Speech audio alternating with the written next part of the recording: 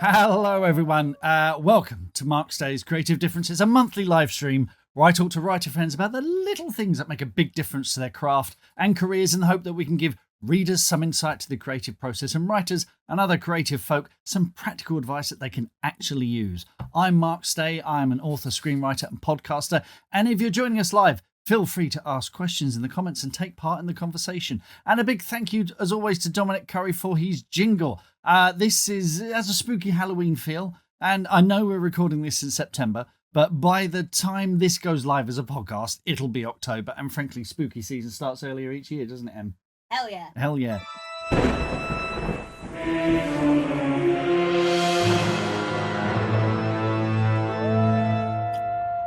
Oh, Gavin's here. Now, before we introduce our special guest, Gavin has a book out, Fright on Stage Right. Now, it says out now in Europe. That was this morning. I'm guessing it's going to be, by the time the podcast is out, it's going to be out everywhere. Gavin was an earlier guest on the podcast. I'll put a link in the show notes so you can check out that episode. Absolutely brilliant. Writes as GB Ralph and writes wonderful cozy crime. And this one has a spooky theme as well, which gives us another excuse to play the jingle.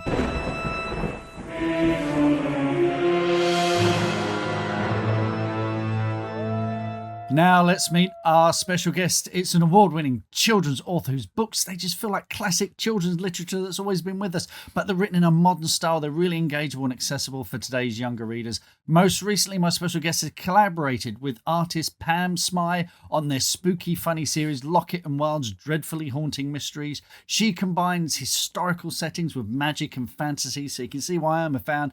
And she was an English teacher. She's been an actor, she narrates her own audiobooks, and she's won awards for them. It's only that Lucy Strange. Hello, Lucy. Welcome to the podcast. How are you? Hello. That's my favourite intro ever. That was brilliant. Thank you. I'm a big fan of your books. We've done book events together because we both live in Kent. We're local to Kent. But then we've got marvellous Lockett and Wilde supernatural sleuths here. The first book there is The Ghosts of the Manor. And then we got the new book in the series, The Ghosts of London, the second in the Lockett and Wilde series. I haven't seen that banner before, Mark. That was that's lovely. Have you not? I like that. I pinched it from Amazon. You know, they have those sort of, you scroll down. Yeah. Oh, yeah. It's very nice. It's nice when your publisher keeps you in the loop, isn't it? So Lockett and Wilde, tell us about this series and what they're up to now. It all begins with a travelling theatre show called Signora Valentina and Her Shadows of the Dead. And nice. Little Matilda Lockett is part of this stage show, and it's completely fraudulent. Wow. So Matilda's Aunt Evelyn, who is Signora Valentina, pretends that she can summon the spirits and communicate with the spirits. And it's all done with smoke and mirrors. It's all completely brilliant. Fraudulent. But then Matilda discovers she actually can see ghosts. Right. And so they're paid a huge amount of money to go and do this seance at a big country house. This is in the first book, in The Ghosts of the Manor. And they decide they can't possibly turn the money down, so they go to do this to essentially to exorcise this spooky spirit that is haunting the folly of Beauchamp Manor. And it is here that Matilda meets a little ghost boy called Edgar Wilde. They become best pals, and together they become supernatural sleuths. They sort out what's happening in the folly, and they solve the mystery of the Beauchamp Blue Diamond. And then in this second book, in The Ghosts of London, Edgar has come back to live with Matilda and her family, Aunt Evelyn and dear old Uncle Barnabas, who I love very much. And Matilda's got curious about her real parents and the story behind her real parents. And she always imagined that her father was part of Signora Valentina's travelling fair because his name was Geronimo Lockett. So she, in her mind, he was always like a human cannonball or, a trapeze artist or something. And it turns out, beginning of Ghosts of London, she discovers actually he was an accountant. And she and Edgar they find his old office. They track down his old office. The accountancy firm Grab and Lockett. and they discovered that actually they were, her father was kind of mixed up with some bad folk, a criminal called Bullion Bill who was in charge of this huge gold heist, and the offices of Grab and Lockett are now a junk shop, Divine's Emporium, a lovely old junk shop. And they are, but you won't be surprised to hear this, Mark, but the junk shop is most dreadfully haunted. Oh, wouldn't you know it? So that's a slightly rambly introduction to the first two books. You get the most amazing covers on your books there. They are just absolutely this is gorgeous. All down to wonderful artist designer called Helen Crawford White. I feel so lucky because the first book was Secret of Nightingale Wood. And if she'd gone in a completely different direction with that cover design, I feel like my whole career trajectory would have been very different. So we found this, strange world brand, if you like. It's not a very nice word, but that's kind of what it is. Early on, and it's got that kind of, it's got a period vintage kind of look to it. And there's also kind of the I don't know, there's something fairy tale about it. It's kind of got an old storybook feeling to it that is just that I love so much. I got some of the layouts here. Yeah, they're really gorgeous. Richly illustrated. Yeah, and if you're listening to this on the podcast, there's there'll be a page with the illustration which overlaps onto the text, and there are speech bubbles, and it's now, how does this work? Are you writing, as you're writing, are you sort of spotting where the illustrations could go, or does Pam do that? How does it work? And does the narrative change as a result? Yeah, it's a combination of both. So one of the other things about these books, because they're mysteries, is that there are clues to help you solve the mystery that are hidden in some of the pictures. So for that reason, some of the pictures are really kind of strategic, and we have to think about exactly where it's going to fall in the text and so on. But it's very much kind of a back and forth process, and a huge amount. I mean, I feel like I just get to sit down and write a story that I find really kind of fun, and then most of the hard work happens between Pam and the designer, and it's that is an extraordinary process, how they get all the layouts and how they shape the text. When I come back to it is where they've taken dialogue out of the text and put it into speech bubbles. I have to make sure that everything still flows, everything still makes sense, that kind of thing. But there is a fair bit of back and forth. But it's been really fun. It's the first time I've really collaborated with anyone. Because as you know, Mark, a lot of the time writing's quite a solo business, isn't it? Having done it on the first book, what were the biggest lessons that you learned moving to the second book? Oh, that's a good question. I don't know if I'm not. I don't know if I learned. I don't know if I did learn. Did I learn lessons? Come on, Lucy, you must have learned something. I tell you, actually, one thing was that was the length of the book. So the first book we wrote, it was too long for what it needed to be. And I'm sure you found this before. Like if you've got a very clear idea of a word count that you're heading towards, and you know that all the way through, it's much, much better for you in terms of the structure and the pace. Yeah. And with this one, I'd been aiming for it to be, I think I aimed for it to be around about sort of 30,000 words, the first draft of it. And then we needed to get it down much closer to 20,000. And it's horrible cutting stuff, isn't it? It's so tough. A third of the book, We cut a big old chunk. Wow. But so probably that, and then that meant that I think that did mean that the second book was a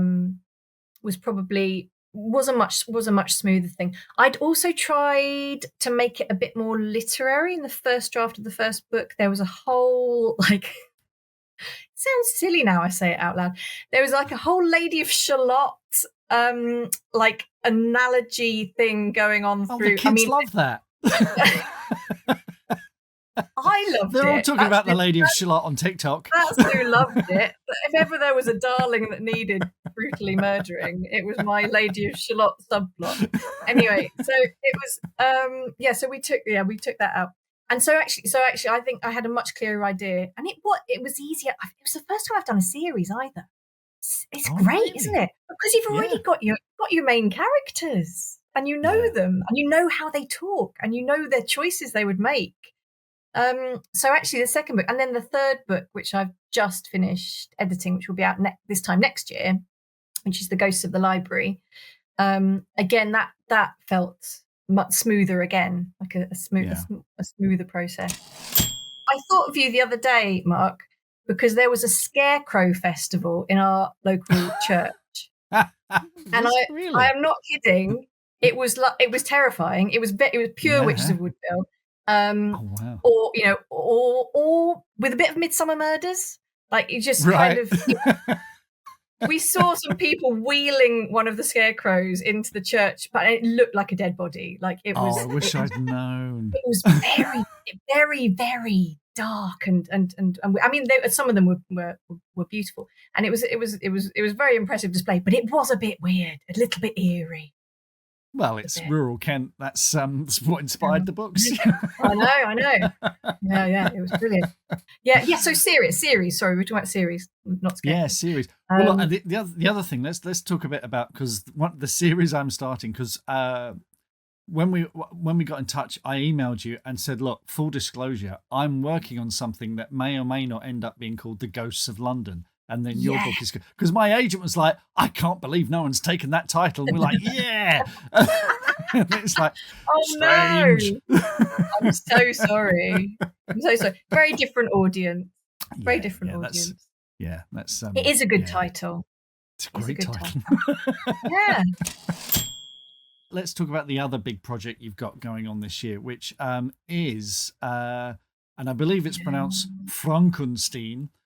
Which is Frankenstein, which is an abridged edition, which is part of a new series of abridged classics from Walker Books. So you got to play in Mary Shelley's Sandpit. So how did this come about, and what did you learn from it?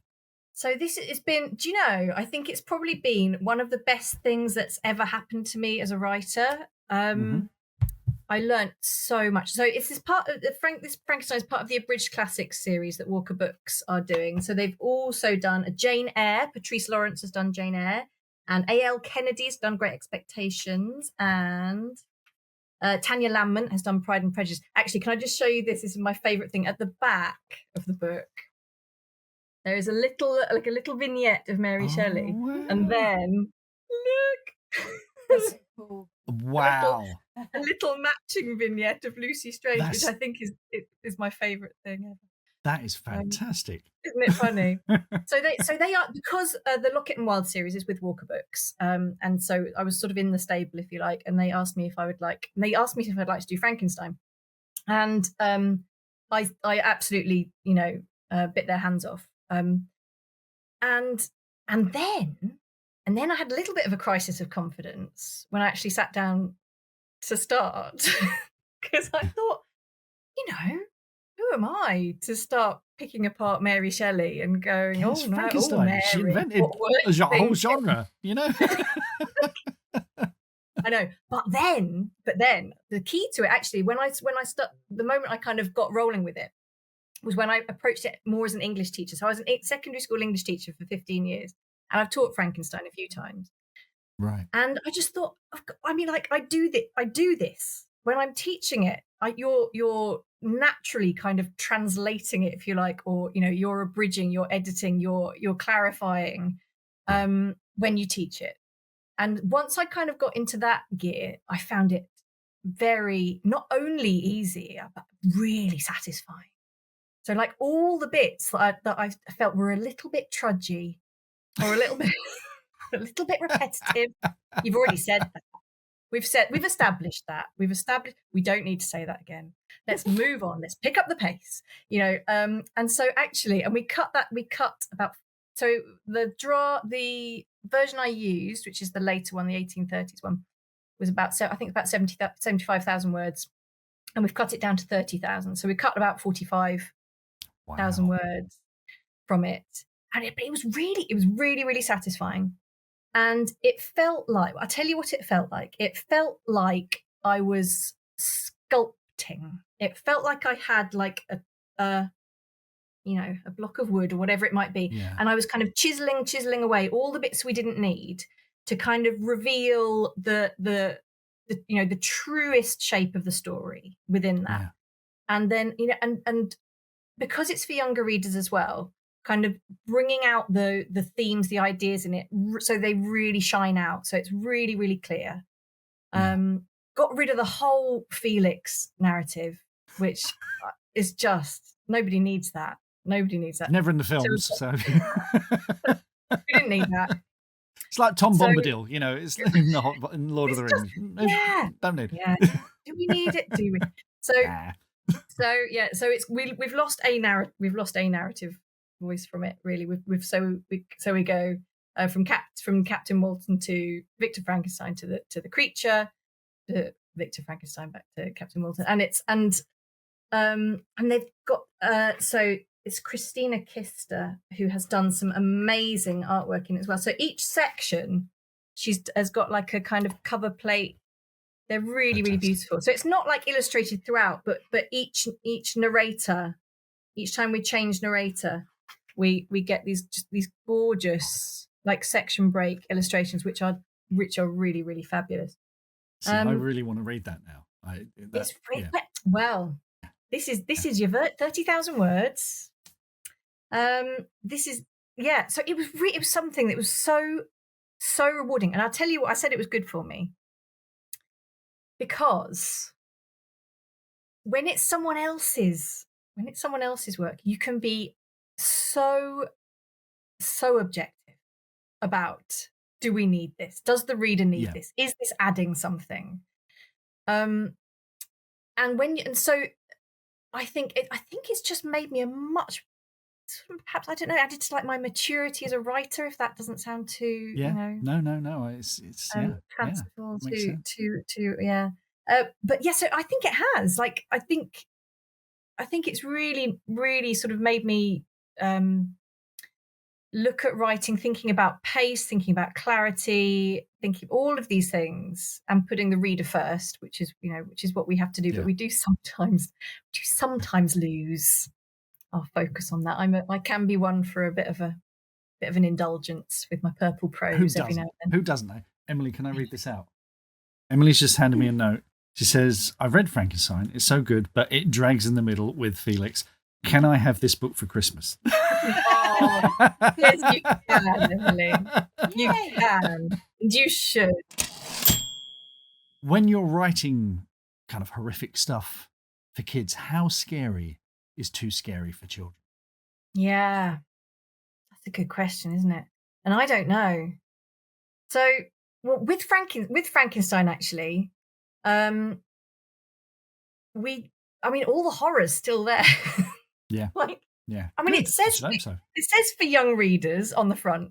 And then I said to my editor, we haven't really touched the murders. The murders are still pretty much as they are in the original, as graphic as they are. And I think that's right. I don't know. Yeah. No one's going to start reading Frankenstein, even if you're 9 or 10 years old, you're not going to start reading Frankenstein thinking it's going to be anything other than, than a sort of a gothic horror kind of a thing. But so, it's hard to judge, isn't it? I tell you what, the scariest thing I've ever written is this Barrington Stoke. So this is The Boy at the Window.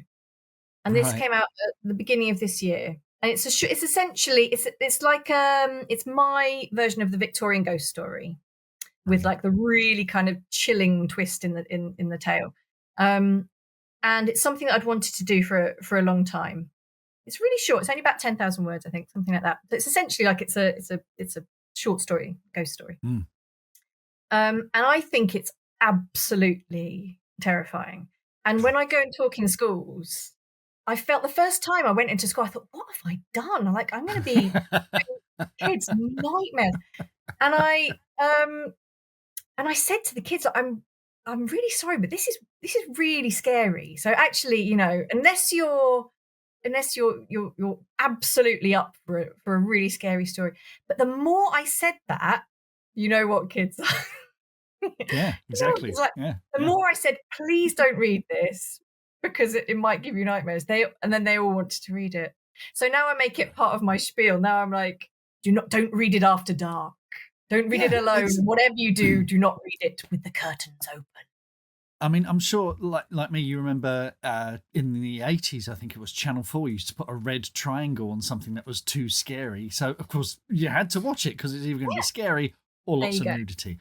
So, you know, it was just, Or maybe but we both. had, you've made me think, when we did Robot Overlords, we did test screening and they brought in kids from about 8 up to teens just to gauge, you know, what it was. And this was a small screening room. And there were 2 girls sitting in 2 sort of blonde moppets in the front row. And there's a scene about half an hour in, which is really quite intense when our heroes are basically being tortured. And he's screaming in agony. And one of them got up and and apparently I forget, it was a teacher who brought them, had a go at the producers afterwards saying, you've traumatized this child. But the girl sitting next to her loved it. And at the end, she was asking all the intelligent questions and it turned out she was a Doctor Who fan. So she'd kind of, you know, she'd seen the Daleks and the Cybermen and everything. And she, you know, she loved that fear. She was up for that thrill. Yeah, but the other one's probably still in therapy. Sorry. It's horses for courses. I think so long as it's clear, like I said when this one came out, I said, can we make sure it actually says a ghost story on it? Like, you know, I think so long as we're clear about what this is going to feel like. That's all part of the contract. That's all part of the contract you have with a reader, isn't it? I think agree. if you were to present it as something jolly and then drop something horrific in the middle of it, you're kind of breaking the contract. If you're upfront about it, then I think that makes a huge difference. I think so too. I think the only thing I don't think when thinking of my longer books, I don't think I've ever really changed what is happening in the story, but every now and then we will tweak how it's described. In terms, I mean, obviously we edit all the time, but I mean, in terms of like something being too frightening, it might just be just to make something a little bit, just to kind of blur it slightly. And if you blur it slightly, I think, you know, you can take the edge of horror off it if you feel it's a little bit much. I don't know. Sometimes that's worse when you don't see it. Your imagination, you know, can be. Maybe. So trigger warnings. What do we think of those? I mean, like if you go and see a movie, it will say it's got violence and, you know, this and that and the other. You know, so is that something we need, or is that part of the contract of the cover art and the genre? I think it's part. I think it is, and I think it's I think it's to do with the shelving. You know, how it's shelved in the bookshop or in the library, what age group it's shelved for. I think that's important. And I think, as you say, to do with the cover art, the blurb, the title, you know, all the descriptions on it, I think make it very, very clear sort of what age it is. And actually, Barrington Stoke books, which I don't know, not everyone knows this is like a secret thing, right? Barrington Stoke books, on the back, they've got, just by the barcode, they've got a little tiny letters. It says RA and then a number, and then IA and then a number. So it's got reading age and then the number, and then interest age and then the number. And so it's like a little secret code for booksellers and librarians and teachers and parents. So just to make sure that you're kind of getting getting something that's suitable for them to read in terms of interest, but also in terms of their reading ability. But yeah, I think it's also sort of where we you know, we use review sites. There's some really, really good review sites for kids' books as well that kind of give you guidelines on what's appropriate. Or, you know, I wouldn't say I wouldn't say we get triggers in kids' books, you know, trigger warnings in kids' books. I don't think I've really come up with that. But I think there are sort of fair descriptions in many different ways. We don't want to give anyone nightmares, do we? No. Well, yes, we do. Well, it's like, I think it was Stephen Fry said, you know, nightmares are like measles. It's best to have them when you're young. You know, I think it does, you know, and I say this as someone, I remember seeing The Omen and reading the book when I was about 10 or 11, and then that sort of fed to Stephen King, and I read so much inappropriate stuff. But my parents were like, well, he's reading. Yeah, no, I know. But we do that again when I talk in schools. I talk about just the breadth, the variety, the diversity of kids' books and teen books and young adult books. Whereas we that's what we did, didn't we? We read all the kids' books, and then we started on the adult books when we were probably about 11. And I remember reading that Agatha Christie, that really terrifying one on the island. And then there was one, and then on the island. And I think I read that when I was about 10 or 11, and deep. I'm still deeply scarred and traumatized by it. So so I think we're in a much better place now. Now that there are kids' books which have got kind of age appropriate levels of horror, and that's something that's managed by writers, by publishers. We're in our back and forth on emails and things. You were talking about writer's block and an experience that you had with that, and I'm one of those people who goes, writer's block doesn't bloody exist. You've got to work through it, blah blah blah, which is all very well until it actually happens to you. So, what was your experience of writer's block? Well, no, I'd always been exactly the same. So my first, as you kind, as you say, are you thinking about it too much? Get on with it. Yeah.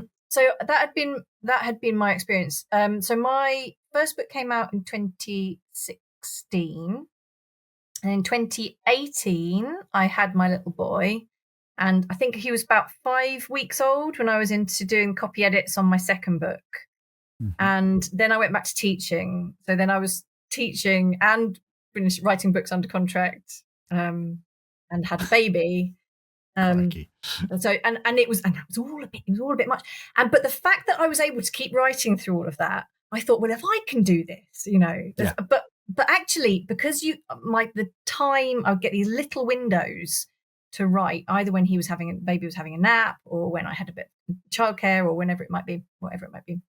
And I just had to use that time. I had to be completely disciplined about it, and just write when I had that time. So that had been my experience up to a point. And then it was exactly 4 years ago. So it was September 2021, and my dad died very suddenly. And I was working on this book. I was working on the first draft, I think it was, of The Island at the Edge of Night. And there is a father-daughter relationship that's very much at the heart of this book. And it's inspired by the Isle of Skye, which my dad had taken us to when we were kids. And so there was it's not about my dad, but there were lots of kind of memories of my dad and connections there that made it very, very difficult to read. And it's there's quite a sort of emotional weight to the story. And so this was it. This was my kind of creative paralysis. And I couldn't bear it. I didn't want to write this story. It was too much.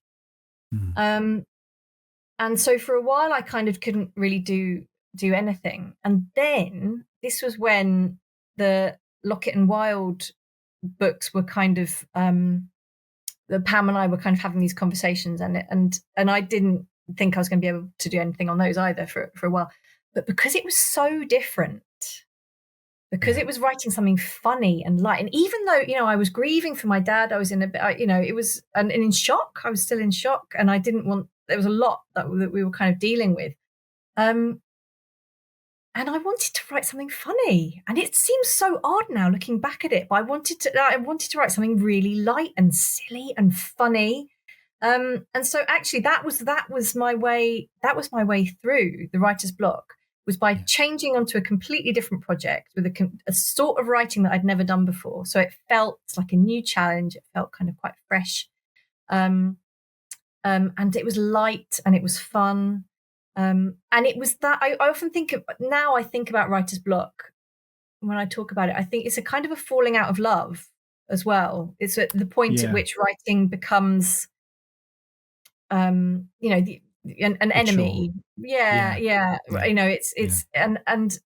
But writing Lockett and Wilde that helped me to fall back in love with it again. And so after writing the first Lockett and Wilde book, I was able to come back to Island at the Edge of Night. Then I was ready. Right. Then I was ready, and I'd worked it through, and and kept the writing muscles going as well. But in a slightly different way. But then when I was ready, I came back to Island.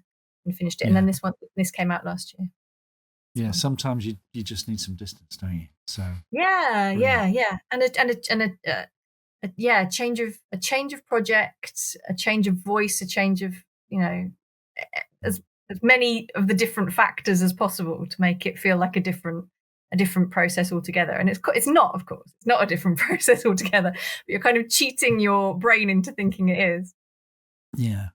Well, that's brilliant. Thank you so much for sharing that with us. And to go from the sublime to the ridiculous, shall we have the biscuit question? And let's have the biscuit question. This has become a fixed feature. Thomas here. What biscuit does Lucy venerate as her go-to staple for writing? Wow, venerate, Thomas Charles. What biscuit do I venerate? I mean, I've always been a hobnob girl. I am a hobnob fan. But I'm just going to plug this amazing biscuit company. This is very well. If we all get free biscuits through the post, I'm all for this. Right. So this is a wonderful biscuit, like bespoke biscuit company. They're really beautiful, posh, handmade biscuits. The company's called Honeywell. And this is a jar of Halloween biscuits. Look, a little wee ghosty and spider's web. And there's like a little bat and a pumpkin. They're very, very cool. So I've done a collaboration with these guys, with Honeywell, on a Lockett and Wilde Halloween book club giveaway that I've done recently on Instagram. And they very kindly sent me a jar to enjoy myself. So a little plug there for those wonderful, wonderful biscuits. And Thomas, I highly recommend their biscuits. I think you should. I venerate them. I would go that far. Twice a month, I run live sessions on Zoom where you can ask me questions about the craft of writing, your work in progress, the business of publishing. The sessions are fun, informal, chatty. You can send me questions in advance. They're recorded live and saved on Ko-fi for exclusive access to Green Room supporters. So, there's a link going across the bottom there, kofi.com/MarkStayWriter. You can sign up to that, and it's £20 a month. There's no long-term commitment. You can support for just a month or as long as you like. Now, my goal is to be able to give supporters and writers advice that will make a real difference to their writing and career. And it's great because we've got authors in there like Wendy Gedney, who's just published her book, Max Elwood, Phil Oddie, Fee Phillips, all terrific writers. So it's not just me, you'll be with writers who've had stuff out there and getting amazing reviews. And the way I see it, having worked in this industry as a salesperson, a bookseller, an author for over 30 years, I've made every mistake so you don't have to. And now moving on from the Green Room, I've got books, and you can buy them from all good bookstores. And if you want a signed and dedicated copy, you can come straight to my store at thewitchesofwoodville.com. What small thing has made a big difference to your creative process? Can I say my shed? I mean, it's not physically a small thing. Well, I'm looking at it. I've got shed envy, serious shed envy. That is beautiful. I'm loving it. It is it's a room of one's own, Mark, is what it is. Yes, yeah. I live in a little cottage with 2 drummers. Oh my God. We got one drummer here and that's enough. A big drummer and a little drummer. Right, okay. So I don't think I need silence. Like I need quiet to write. I know some people write with music on or whatever. Occasionally I can work in a coffee shop if it's that kind of that burble, it has to be that very, very even burble of noise. But generally speaking, I need quiet to work, to focus. Me too. So my writing shed has been it's my room of one's own, and it's made a massive difference. I used to be able to write with music and playlists and things, but I don't know if it's a middle-aged thing, but I just need complete silence now. Yeah. And having this room here has been amazing. And I spent the last couple of weeks working on edits, and I'd be doing the whole morning just editing, and you come out in a kind of daze. Yeah. It's like, this is the real world. Oh, there's people here. You're existing. But you need that. I need that immersion. I do need that immersion. Absolutely. Yeah, fantastic. Thank you for that. What's the thing that makes you think you're ready to start writing on a project? I think every book's different. The more I write, and every time you finish a book, you're like, I've got this. Look at this. This is great. I so know what I'm doing. And then you start the next book, and you're like, what? How? I know nothing. Where do we? What? I think the biggest mistake a lot of people make, a lot of youngsters particularly make, is to start writing too soon. Like they get an idea and they're like, go, go, go. And then they run out of steam.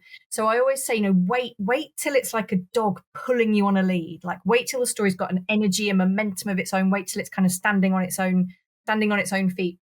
Sometimes I dabble a bit, you sort of play with a few little bits and bobs, but I'll never sort of dive into it until I've got my beginning and my ending. I always know exactly how it's going to end. And at least one or two of the sort of the big turning points in the middle as well. And voice, that's the big thing, like the mood, the tone, the voice of it, until I'm sure about that, I think. I heard a really interesting interview with Philip Pullman. This was years and years ago. I think it was on Radio 4. And I think I agree with this, that he said like the hardest thing to change is the voice, is the tone, the tone of the story. And he said you can change any amount of plot. You can, I was going to say you can fart around with it. I don't think Philip Pullman would have said you can fart around with your plot. I'm paraphrasing, Mark. But he said, but the thing that's hardest to change is the tone, the voice of it. I've kind of got a theory that like the books that we love, a few weeks, few months, few years down the line, you forget the plot, you forget the stuff that happens in it. You remember a couple of key moments, but you remember how you felt. Like you remember how it felt to be in that world. You remember the mood of it. Yeah. And so I'm really big on that. And I do mood boarding, and I use a lot of images when I'm writing. I'm often inspired by landscapes. So I go to the places, often British landscapes. I go to the places and kind of soak it up. What you might find when you're writing a series as well is the character thing. I remember having worked at Orion, doing a few events with authors like Ian Rankin, who have, Rebus as a series character. And punters would come out and get their book signed, and they never talk about the plot, but they would talk about Rebus like he was a friend, like and what what's going to happen to him next. They just want to spend some time with that person. Yes, in that world, like absolutely. Yeah. That's so interesting. And that's what I think is missing in the thing that I'm working on at the moment. It's in there somewhere. Teased it out yet. It needs to click. You need something. You need one more ingredient in the cauldron, Mark. You need something. Yeah. I think you're right. Might be a biscuit. Next. How do you know when you're done? I think you're at the time at which you can't possibly do anymore because it's got to go to print. Or your editor tells you it's done. Like, I mean, I definitely get to a point where I'm happy for it to go. But you could endlessly tweak. I mean, any writer could. Every time you read back through it, there's something you go, I could just do that. And I do. So I do quite a lot of my own audiobooks. Not all of them, but most of the Chicken House ones, I've done all of my own audiobooks for those, and the Lockett and Wilde as well. So for me, that's the only time after finishing a book that I actually sit down and read the whole thing, and I'm reading it out loud. I mean, you could tweak endlessly, couldn't you? You could tweak endlessly. When I get to the proofreading stage, I read it out loud, and it takes me like a week because when I was at Orion, Pandora, our audio director, she says, I wish authors would read actually read the proof pages out loud, because it's when you're recording the audio that you notice the repetition and you hear it, and it is different, strange sentences and the clunkiness and things like that. And I've loved going to because I was lucky enough to go to the recordings of the Witches of Woodville books, and Candida Gubbins is a fantastic narrator, and it just seems to happen that every time I turn up is when she finds a typo. No. Oh dear. But yeah, it's typo's better than like a major plot error, though. That could be worse. No, it could be a lot worse. No, that character died 3 chapters ago, Mark. What are you thinking? Yeah, I know. I do hate it when people sort of pick on typos and give you crummy reviews, and it's like, you write 80,000 words without a single typo, and then maybe we'll talk. How do you remember that idea that you have at 3 a.m? Yeah, it often is 3 a.m, isn't it? I get a lot of them, like that bit just before I fall asleep. Often that time is often my brain when I want my brain to shush and go to sleep. Often it's then I get ideas then. And then, often if you wake in the night, and particularly if sometimes I feel like there's the writing part of your brain. It's like you set a computer program running and it just keeps running, and it's running all night, isn't it? And then you wake up and it's come up with something. And sometimes I have a notebook by my bed, but I very rarely actually read those notes again. It's just the writing down of it. That's the action of it helps it stick, doesn't it? Yeah. Never tell yourself I'll remember it in the morning, because you won't. But yeah. Oh no, well, the other thing I was going to say, I think if it's a good enough idea, like if it's one of those ideas that makes everything kind of go click, click, click, click, click, and then you don't forget it, because you're like, that's what we need. That's how it works. And then it kind of shifts the whole story in your head, and then you can't think of it any other way. What's the biggest mistake you've ever made in your writing career? Oh man.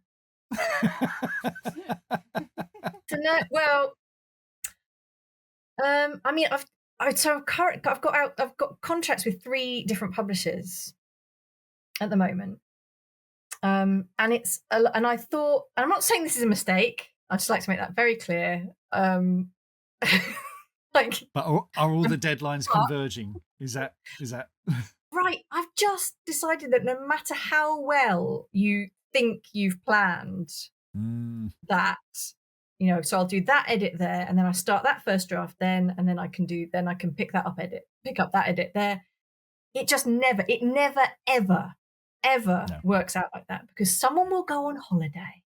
And then someone will be poorly for a bit, and then something, and then I have some sort of crisis or other, and then and then all the deadlines come towards me like a tidal wave of kind of horror at the same moment. All of the deadlines. So those have probably been the moments where I've gone, oh, I've taken on too much. But somehow we get through it. I run away. That's what I do. I run away. It's a good problem to have, though, rather than being out of work. It is a good problem. Yeah, but no, I've found that if I go, I'll sort of go and hide at my mum's house for a couple of days, and then I just work for kind of 48 hours solidly, and then it's all okay again. And I just need to kind of just break the back of it. What's the best happy accident? Might be meeting Pam. It might, do you know what? It might actually be the whole thing. The whole thing is one big happy accident. So I started writing. I was living in Dubai. I was living in the Middle East, which wasn't my sort of place, if I'm completely honest with you. It has its charms. I taught there for 5 years. Right. And I was very, very homesick. That was when I started writing properly. And I was I think I was in my mid-30s. I went to the Emirates Literature Festival, and there was an agent there called Luigi Bonomi. And he was doing a talk. Actually, there was an award that was run every year called the First Fiction Prize, which was sponsored by Monty Grappa. And he was awarding the prizes for last year's winners, or that year's winners. And he gave a talk about what he values in fiction and what he looks for in new writers and all of this sort of thing. And it was the most amazing opportunity. And I went away and I thought very hard about what I was writing and what I wanted to write. And that was when it was when I was working on the Secret of Nightingale Wood. So and I thought it might be his cup of tea. And I felt like I really kind of took on board some of the things that he said, and I went away and worked on it for that year. And then he came back the following year to do the next year's prize, and I entered it with what I'd written, Nightingale Wood, and it got the runners-up prize. Wow! And so that was how. And then he took me on from that, and he helped me to develop the full first draft, which he then sold to Barry Cunningham at Chicken House, and then it was that there was kind of where it all went from there. So I suppose all of that in a way was a series of fortunate events. Is there a character or a story swirling around in your mind that you want to write, but you're not quite ready to write it yet? It's bloody loads. Whenever I'm at that point with a story where I'm starting to get a bit sick of it, that's sort of the second, third draft, kind of where you're just like, okay, all the fun I've done most of the fun stuff now. This is just like this is the grind, getting this book finished, getting it ready to go. And it's at that point I always fall in love with a new idea.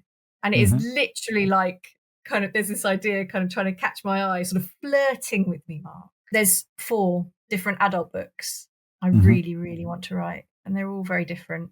And I don't know if any of them really kind of, one of them sort of fits with my kind of, the Lucy Strange kind of Gothic history, historical kind of thing. So I think maybe that would be the one to work on. And I'm very excited about that, but I don't know when I'm going to do it.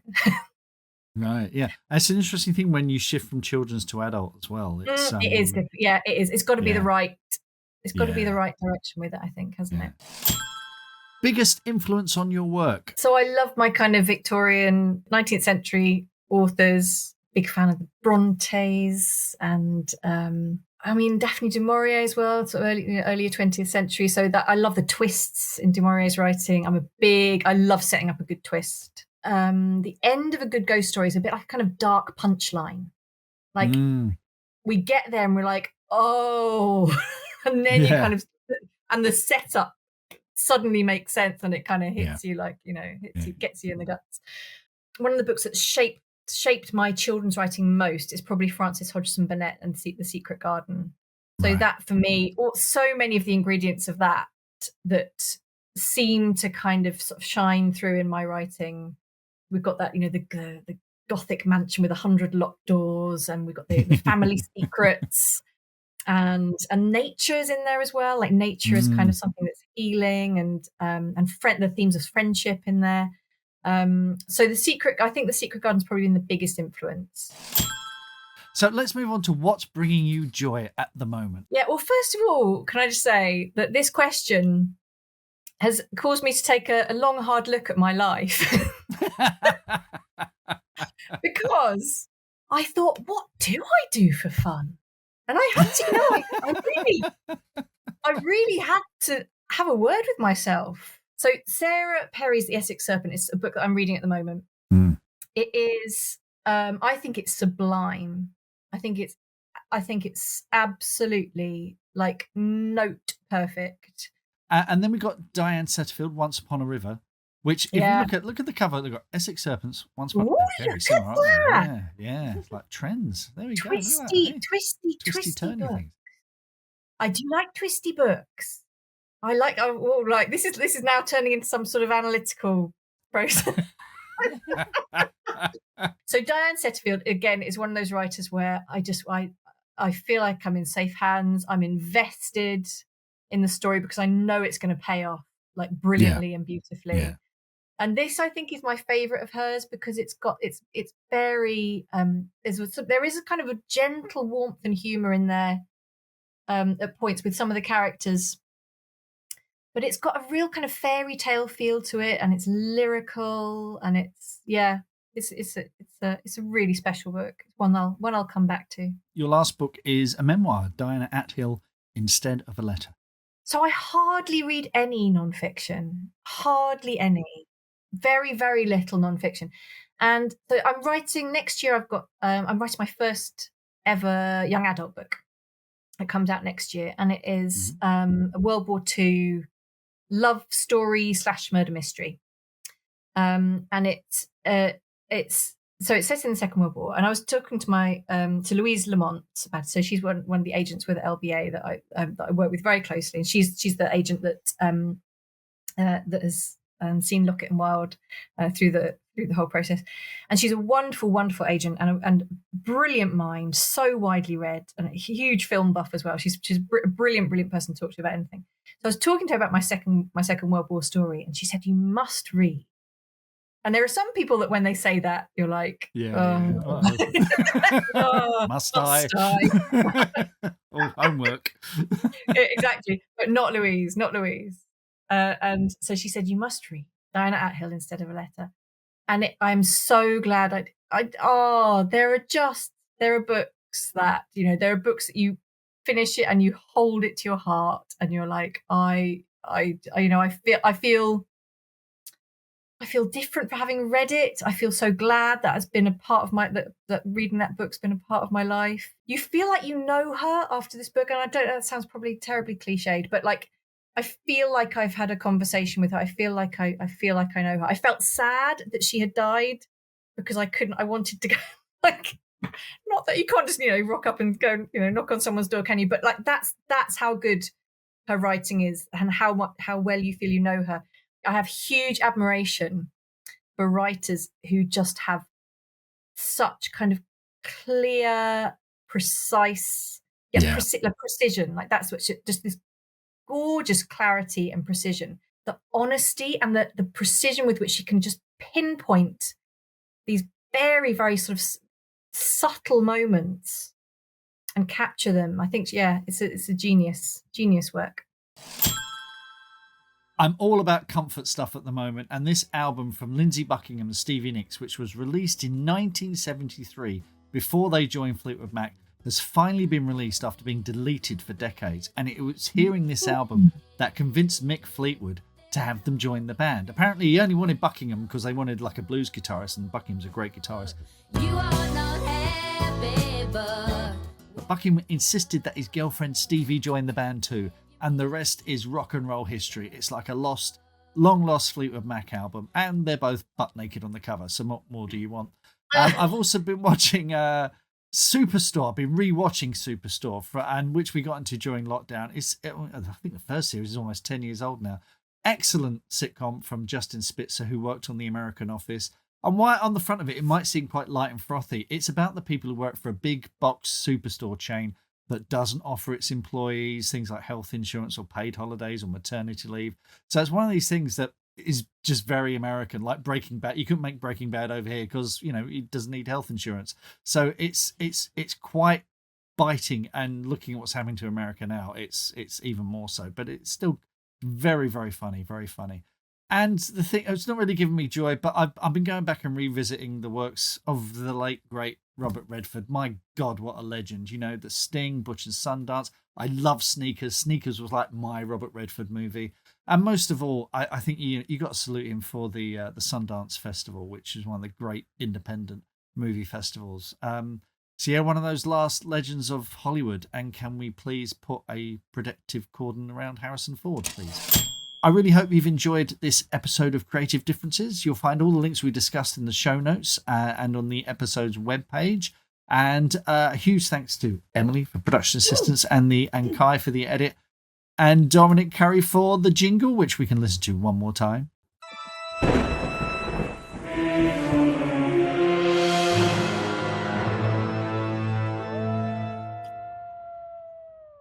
And a very special thank you to Lucy for joining us, and everyone who's joined us live tonight. But if you're listening to the audio podcast or rewatching this on Facebook and YouTube, thank you very much. But we really missed you, and you're more than welcome to join us next month. Speaking of which, next month's special guest is Pernilla Hughes. She's had 3 novels published so far, 10 Years, Probably the Best Kiss in the World, and Punch Drunk Love. And she's got a new novel, A Copenhagen Snowman's, which is going to be heralding Christmas. Yes, I said the C word. And if you've enjoyed this podcast, things like ratings, reviews, likes, shares, ratings especially, but also they all help with those AI algorithms, which we all have to live with. But more importantly, if you can just tell one person about this podcast, that's the best thing ever. Word of mouth, best marketing there is. What's coming next from you? What can we look out from you? My YA book, my first YA book, is coming out next summer. That's called Cut Him Out in Little Stars. And then the third Lockett and Wilde book, Ghosts of the Library, will be out next year as well. And I'm doing a mini murder mystery series for Barrington Stoke. Crikey! No wonder all those deadlines are coming at you. So. We'll wrap it up there. Until next time, folks, happy writing, reading, and being different. And we have to wave. Yes, like it's an old TV show. Thanks, Mark. Thanks, everyone. Thank you, everyone. And let's bring Emily on. Let's wave. Bye, everyone. Arr.